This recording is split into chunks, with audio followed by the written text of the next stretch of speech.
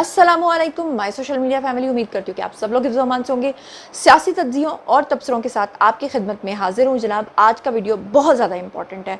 मैंने आपको बताना है कि जैसा कि आप लोग जानते हैं कि इमरान खान का जो गैर शरई निकाह है और इद्दत निकाह केस में उनकी सज़ा की जो उन्होंने मुअत्तली की अपील की थी और उसको ख़त्म कर दिया गया है और फाइनली इमरान खान जो हैं वो एक माज़रत के साथ ये वर्ड बोलना पड़ रहा है कि मतलब उनका निकाह गैर शरई ही बरकरार रखा गया है, उनकी सज़ा भी बरकरार रखी गई है। तो उसके बाद पीटीआई के जो अफराद थे, जो फॉलोअर्स थे, जिनको बाहर लाया गया था कि अडयाला जेल तक मार्च करना है, अनफॉर्चुनेटली उनके अपने ही लोगों ने अपने ही लीडरान के ऊपर हमला कर दिया और ज़ख्मी कर दिया जनाब। कुछ लोग कह रहे हैं कि उमर अयूब को। क्या हकीकत और सदाकत है? और वो उमर अयूब जो दिन रात इमरान खान का नाम लेते हैं, उनके ऊपर यूथियों ने क्यों हमला किया, क्या मामलात पेश आए और क्यों शेम शेम के नारे लगाए, इसके ऊपर भी बात करेंगे।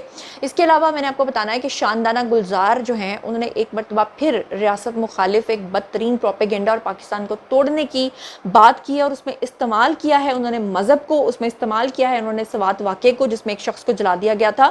वो सारा मामला क्या है वो आपके सामने रखूंगी। इसके अलावा पीटीआई जो है वो टुकड़े टुकड़े हो गई है और पीटीआई के कितने ग्रुप्स बन गए हैं ये मैंने आपको पहले बताया था, लेकिन अब पीटीआई के अपने लोगों ने इस चीज़ का ऐलान किया है। इसकी क्या तफसीलात है वो भी मैं आपके सामने रखूंगी। इसके अलावा कल अदम तंजीम का जो एक कमांडर पकड़ा गया है उसने जो होशरुबा इंकशाफात किए हैं और शेर अफजल मरवत ने इंडिया की स्पॉन्सर्ड जो स्पीच की है जिसमें रॉ इन्वॉल्व है, उसके कुछ सबूत हैं जो मैंने आज के वीडियो में आपको दिखाने हैं।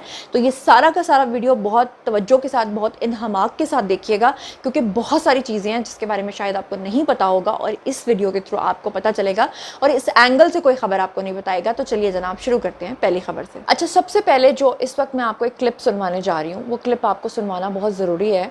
ये शानदाना गुलजार नाम की एक जो खातून है, मैं माजरत के साथ कहना चाहती हूँ कि खातून तो हैं लेकिन एक बहुत बड़ा फितना है, पाकिस्तान को तोड़ने की अक्सर बातें करती रहती हैं। ज़िल्ले शाह की मौत की ज़िम्मेदार इन्होंने मरियम नवाज़ को करार दिया था और उसके बाद जब इनको मरियम नवाज़ की तरफ से नोटिस मौसूल हुआ था तो इनको पेशावर कोर्ट ने जो है वो रिलीफ दे दिया था। ये खातून वही खातून है जिन्होंने ये बयान दिया था कि अगर खान नहीं तो पाकिस्तान नहीं, और अब की बार इन्होंने फिर से एक गंदी और गलीज़ हरकत ये की है कि पिछले दिनों में जो सवात का वाक़या पेश आया जहाँ पर एक शख्स जिसका ताल्लुक सियालकोट से था, जब वो सवात जाता है तो उसके ऊपर तौहीन मज़हब का इल्ज़ाम लगाकर उसको मार दिया जाता है। और आपको पता है पाकिस्तान के अंदर आए रोज़ इस तरह के वाक़यात होते रहते हैं, लेकिन ये खातून जो इशारा दे रही है वो दे रही है एस्टैब्लिशमेंट की तरफ। इससे पहले भी इन्होंने पख्तूनों का नाम लेकर, केपीके का नाम लेकर तमाम लोगों के दिमागों को आलूदा करने के लिए, पोल्यूटेड करने के लिए, उनके जहनों में ये बात डालने की कोशिश की है कि एक शख्स जिसका ताल्लुक सियालकोट से है अगर वो आकर सवात के अंदर कत्ल हो रहा है तो वो करने क्या आया था। तो मेरा सवाल है इस भोंडी और बेवकूफ़ और घटिया औरत से, माजरत के जो मुल्क के लिए इस तरह की हरकत करेगा तो मैं ऐसे अल्फाज बोलूँगी कि इस औरत को ये शर्म नहीं आती कि ये पूछ रही है कि वो वहाँ से करने क्या आया था। मुझे बताइए कि रोज़ाना लाखों की तादाद में सयाह जो हैं वो केपीके का, जीबी का रुख करते हैं, तो अगर खुदा ना खास्ता किसी के ऊपर वहाँ पे तौहीन मज़हब का इल्ज़ाम लगाकर उसको मार दिया जाए तो ये कहा जाएगा कि वो उधर करने क्या आया था। आपको याद नहीं है कि जब निगरान हुकूमत थी तो उस वक्त चर्चेज़ के ऊपर हमला हुआ था और जो निगरान हुकूमत थी उन्होंने उसी वक्त जो है वो तमाम चर्चेज़ की दोबारा से तामीर नौ करवाई थी। और आपको याद होगा कि जस्टिस काजी फ़ाइज़ ईसा और उनकी अहलिया भी मेरे ख्याल से वहाँ पर गई थी उन लोगों के साथ इजहार यकजहती करने के लिए। तो ये खातून इस तरह का बयान देकर क्या हासिल करने की कोशिश कर रही हैं वो आप भी जानते हैं, मैं भी जानती हूँ। ज़रा सुनिए कि ये क्या गंदी बकवासियात कर रही हैं। सवात में एक वाकया हुआ और कल ख्वाजा आसिफ साहब ने भी इस पे बात की। पीटीआई या सुन्नी इत्तेहाद काउंसिल इस बारे में उनका क्या मौक़िफ़? हम तो कहते हैं कि जी किस ही पाकिस्तानी अजियत पहुंचे, ठेस पहुंचे, सारे पाकिस्तान को पहुंचती है। जब ये केयर टेकर गवर्नमेंट थी और जड़ावाला में, फैसलाबाद में 24 चर्चे जलाई गई, 24 चर्चे। इन्होंने आवाज उठाई थी तब इनको नहीं याद था। सरगोदी में अभी 3 हफ्ते पहले चर्चे जलाई गई, लोगों को मारा गया, तब ये सो रहे थे। मदीन में सियालकोटी पहुंचता कैसा है? कौन है उसको वहां लेके गया? जो हमें रिपोर्ट्स आ रही हैं कि ये प्लांटेड था, इन्हीं से पूछ रहे, डिफेंस मिनिस्टर से, आपने किसको भेजा था, किसको मारो? हमारे लोग ये नहीं थे, मैं कुरान पे कसम खा के कह सकती हूँ ये हमारे लोग थे, इन्हीं के लोग थे। ये डिलिबरेटली केपी में चाह रहे हैं कि गंद हो ताकि खुदा न खास्ता अगर खान पे से घिनौना अटैक हो जेल में तो उनके पास एक कोई जस्टिफिकेशन हो कि जो हम तो कुछ नहीं कर सकते थे। और ये लोग जिसकी ईमा पर और जिस तरह से ये सब कुछ कर रहे हैं आप सब लोग जानते हैं। आपको पता है ये जो कल अदम तंजीम है जी टीटीपी, उसका जो कमांडर है नसरुल्ला, वो पकड़ा गया है और उसका जो कमांडर है वो अपने एतराफ़ी बयान में जो कुछ कह रहा है वो ज़रा मैं चाहती हूँ कि आप लोग खुद सुनिए। वो कहता है कि मैं ऑपरेशन ज़रब अज़्ब के दौरान अफ़गानिस्तान फ़रार हो गया था। आपको याद है कि ऑपरेशन ज़रब अज़्ब जब पाकिस्तान के अंदर लॉन्च किया गया था तो वो यहाँ से फ़रार होकर अफ़गानिस्तान में पनाह लेने के लिए गया था। और उसने कहा कि टीटीपी का तमाम पैसा जो आता है वो रॉ से आता है। फिर वो कहता है कि नूर वली महसूद BLA कमांडर बशीर ज़ेब से काबुल के भारतीय सफारत खाने में मिलता रहा है। और फिर उसने कहा कि मौलवी नूर वली महसूद समेत ये जितने भी लोग हैं और तमाम क़यादत जो है वो अफ़गानिस्तान के अंदर अब भी मौजूद है। तो ये जो हमले भारत पाकिस्तान के ऊपर करवाता है ये 3 जगहों से करवाता है। एक भारत खुद करता है, दूसरा अफ़गानिस्तान से इन लोगों को इस्तेमाल करके करवाता है, और तीसरा ईरान की सरहद के ऊपर और बलूचिस्तान के अंदर इन्होंने अपने कुछ लोग छोड़े हुए हैं वहाँ से करवाता है। तो अगर पाकिस्तान की फ़ौज ना होना तो यकीन कीजिए कि पाकिस्तान का नामो निशान ना हो। अल्लाह का करम, अल्लाह का फ़ज़ल 27वीं रात को पाकिस्तान का बनना, 27वीं शब को जो बना था 27 रमज़ानुल मुबारक को, और उसके बाद अल्लाह ताला की मेहरबानी से ये फ़ौज। अदरवाइज़ आप देखिए कि ईरान का क्या हाल है, आप देखिए शाम का, इराक़ का क्या हाल है, फ़लस्तीन का क्या हाल है। लेकिन अफसोस के साथ कहना पड़ता है कि ये जो इस तरह के लोग हैं ये पाकिस्तान के अंदर बैठकर ही अपनी ही रियासत के ख़िलाफ़, अपनी इस्टेब्लिशमेंट के ख़िलाफ़ दिन रात भौंकते रहते हैं। और अब ये जो पकड़ा गया है, इसने जो कुछ कहा है वो मैंने आपके सामने रख दिया है। तो इसके बाद फिर पीछे कोई शकूक व शुबहात रह जाते हैं। और भारत पाकिस्तान को डिस्टेबलाइज़ करने में किस हद तक मुलव्विस है उसका एक और बड़ा सबूत मैंने आपको प्रीवियस व्लॉग में दिया था। मैंने आपको शेर अफजल मरवत का एक बयान सुनवाया था। यूके में खड़े होकर इन्होंने बाजवा साहब को तो गालियाँ दी थी, इन्होंने हमारे जो मौजूदा आर्मी चीफ हैं उनको भी इन्होंने नहीं बख्शा था। तो आप ये देखिए कि जिस वक्त ये तकरीर फरमा रहे थे मुहाशे, आपको साइड पे नज़र आ रहा होगा शेर अफजल मरवत, तो उस वक्त रॉ के लंदन स्टेशन के जो चीफ कपिल देव और IB ऑफिसर निधि मानी है त्रिपाठी, उन्होंने इसको ऑर्गेनाइज किया था। सबूत पेशे खिदमत हैं आपके, वीडियो देख लीजिए।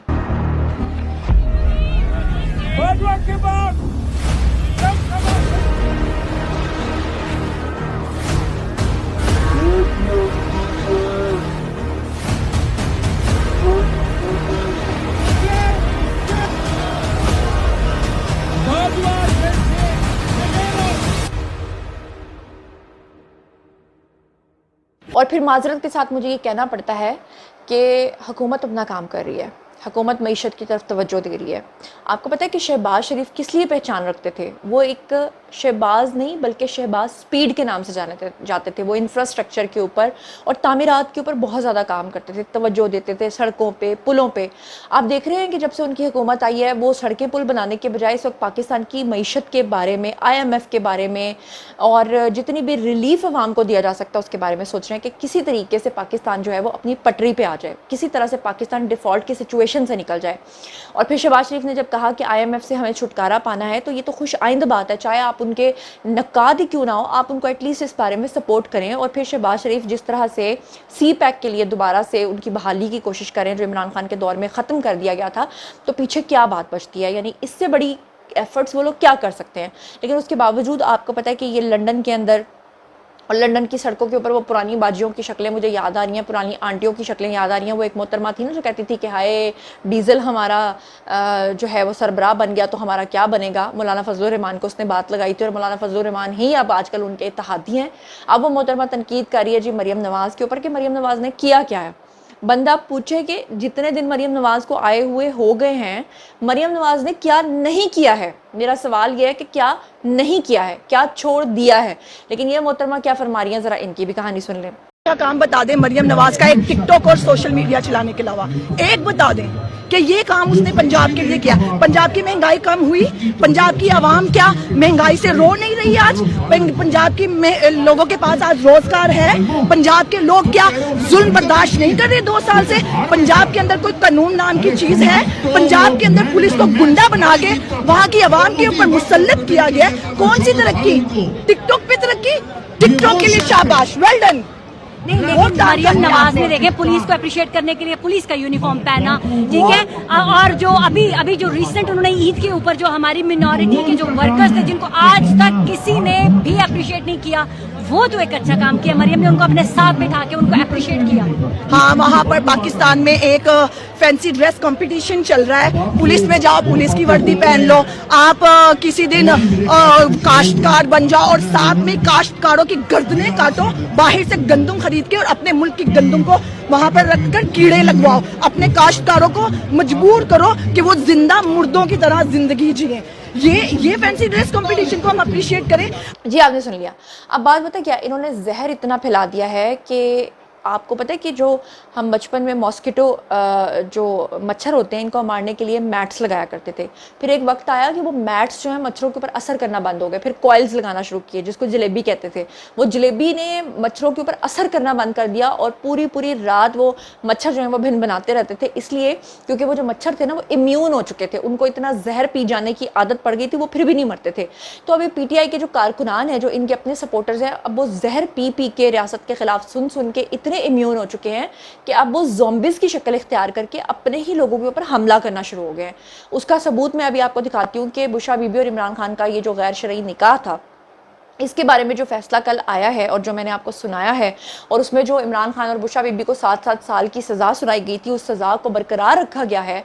और उसके ऊपर आपने देखा कि पहले जश्न मनाए गए और पूरी उम्मीद थी PTI को कि जनाब क्या होगा कि इमरान खान को रिलीफ मिल जाएगा। उसके बाद आपको मैंने बताया था कि अलीमा आंटी जो हैं, इमरान खान की जो बहन है, उन्होंने इस बात का लोगों को कहा हुआ था कि आप लोगों ने इकट्ठे हो जाना है और जैसे ही फैसला इमरान खान के हक़ में आएगा तो हम अडयाला जेल की तरफ मार्च करेंगे और वहाँ जाके हम बैठ जाएंगे और इमरान खान को हम जेल से छुड़वा कर ही दम लेंगे।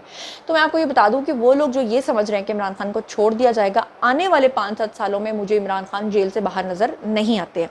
तो ऐसे में जिन लोगों को इन्होंने बाहर इकट्ठा किया था कि आओ भी हमने इंतशार फैलाना है, तो जैसे ही फैसला इमरान खान के हक में नहीं आया और जज साहब, वो मजूका साहब जो हैं, उन्होंने जब कहा कि इमरान खान ने जो गैर शरई निकाह किया और ये एक जना था और ये एक गैर शरई निकाह था, तो उसके बाद उनके अपने ही वो टॉक्सिक लोगों ने अपने ही लीडरान के ऊपर हमला करना शुरू कर दिया। स्क्रीन के ऊपर आपको वीडियो नज़र आ रहा होगा, उमर अयूब के ऊपर हमला कर दिया। उमर अयूब को शेम शेम के नारे लगाने शुरू कर दिए और उमर अयूब को ये कहा कि अगर इमरान खान को कुछ हुआ तो हम तुम लोगों को मार देंगे, ये जो लीडरशिप है तुम लोगों को नहीं छोड़ेंगे। और मज़ेदार बात ये कि फलक जावेद खान जैसी ख़वातीन जो घटिया सियासत करती हैं और मुल्क के बारे में गंदी गंदे ट्वीट्स करती हैं हर 2 घंटे के बाद, उन्होंने भी आकर उमर अयूब को पड़ने वाली मार और उमर अयूब को पड़ने वाले धक्कम पेल और मुक्के और लोगों की शेम शेम के नारे जो हैं कि बड़ी फ़ख्र से पोस्ट किए। ये है जी PTI की लीडरशिप, ये है वो उमर अयूब जो दिन रात इमरान खान के लिए तकारीर करते हैं, इमरान खान की सपोर्ट में बात करते हैं। आज उनको यूथियों ने ही घेर के उनकी पिटाई कर दी, बल्कि वहाँ जो एनी शाहिदीन है उन्होंने बताया है कि कुछ लोगों ने तो उनको बाकायदा वो कहते हैं, पंजाबी में एक वर्ड होता है कसून होता है आपका मुक्का, और वक्खी होता है आई थिंक ये जो जगह होती है, तो वक्खी में कसून मारे हैं, यानी उनको पकड़ के उनको मारा है बाकायदा तौर पे। तो मार खाने के बाद उमर अयूब वहाँ पे इतने परेशान दिखाई दिए और जिस तरह से उनकी सिचुएशन थी और जिस तरह वो परेशान थे और जिस तरह से वो रैला, जिस तरह से वो मॉब उनको घसीट के दूर लेके जा रहा था, उसके बाद मैं यही कहूँगी कि जो किसी के लिए गड्ढा खोदता है वो उसी में जाकर गिरता है। जो इन्होंने दूसरे लीडरान के लिए सोचा था ना कि अवाम बाहर निकलेंगे, 9 में जैसे वाक़यात करेंगे, तोड़ फोड़ करेंगे, किसी को नहीं छोड़ेंगे, ये कर देंगे वो कर देंगे, आज वो खुद भुगत रहे हैं। आज उनके अपने लोग ज़ॉम्बीज़ बन के उनके अपने ऊपर हमले कर रहे हैं। हालांकि जो उमर अयूब हैं उन्होंने, और जो PTI की लीडरशिप अब है, उन्होंने इस बात का ऐलान किया कि इद्दत निकाह केस में जो फैसला आया है उसकी दरख्वास्त को मुस्तरद करने का फ़ैसला जो है वो हम चैलेंज करने का ऐलान करते हैं। और तहरीक इंसाफ ने इद्दत केस में जो इमरान खान और बुशरा बीबी की सज़ा के ख़िलाफ़ दरख्वास्तें मुस्तरद होने पर मायूसी का इजहार करते हुए फ़ैसले को अदालत में चैलेंज करने का ऐलान किया, लेकिन ऐलान के बावजूद उमर अयूब को मार खानी पड़ी। District and session courts Islamabad के बाहर मीडिया से गुफ्तगू करते हुए सेक्रेटरी जनरल हैं जनाब जी, और कौमी असम्बली में अपोजिशन लीडर हैं जी उमर अयूब। सोचिए, सेक्रेटरी जनरल की इज़्ज़त नहीं छोड़ी, तो उन्होंने जनाब ये ऐलान किया और उन्होंने कहा कि इसको चैलेंज करेंगे। और उन्होंने कहा कि अदालत ने इमरान खान बुशरा बीबी की इद्दत केस में सज़ा मुअत्तली की दरख्वास्त को मंजूर नहीं किया था और इस दरख्वास्त को मंजूर होना चाहिए था और इसमें कोई पेचीदगी नहीं थी। तो बात यह है कि उमर अयूब ने यह भी कहा कि हम अपने वकला के ज़रिए चैलेंज करेंगे और फॉर्म 47 के मिस्टर शहबाज शरीफ को जो है वो नहीं मानते। और मैंने कहा कि मैं कल शहबाज शरीफ को भी मिला हूँ असम्बली में, जब तक मेरे वज़ीर आज़म इमरान खान और शाह महमूद कुरैशी, बुशरा बीबी, एजाज़ चौधरी और मियाँ महमूद रशीद और हसान न्याजी और उमर सरफराज चीमा और डॉक्टर यास्मीन राशिद और सनम जावेद और आलिया हमज़ा समेत हमारे तमाम असीर जो लोग हैं वो अगर नहीं छूटते तो किसी किस्म की बातचीत आपके साथ नहीं हो सकती। आपको याद ही होगा कि कल उमर अयूब ने ये बात की थी ईवान के अंदर। इतना कुछ करने के बावजूद भी उमर अयूब को यूथियों ने पिटाई की।